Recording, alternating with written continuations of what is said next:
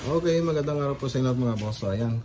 Dito pa tayo sa Purok Linglingay, Project Malacampang Tarlac, Part 10. So, makikita nyo ngayon yung 3D animation dito sa loob ng bahay. Yung interior niya mga boss. So, makikita nyo dyan sa screen. So, ganyan pa yung mangyayari dyan. So, double cove design. Tapos makikita nyo meron ding mga partition. May partition po tayo nilagay dyan. So, yung design na po na nilagay po natin dito, yan po yung mga naprebuhan nila Madam at ni Sir. So, yan po yung ilalagay natin dito na design. Tapos dito sa mga kwarto, so hindi nyo na makikita yung mga design dyan sa kwarto. So, cove design lang po yung lagay natin dyan. Siyempre, malalagyan din ng mga drywall partition yan. So, dito naman sa kusina, so makikita nyo rin dyan sa baba, yung 3D animation niya.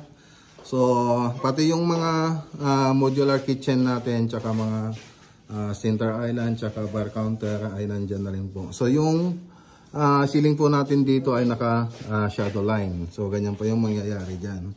So, kung ano yung nakikita dyan sa screen, ganyan po yung mangyayari dyan pag natapos. Okay, so pati dito sa CR natin, maiba na rin yung pintuan dyan.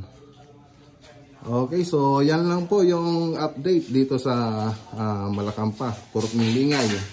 So abangan nyo po to na sa susunod na part natin. Magandang araw po sa inyo lahat at God bless!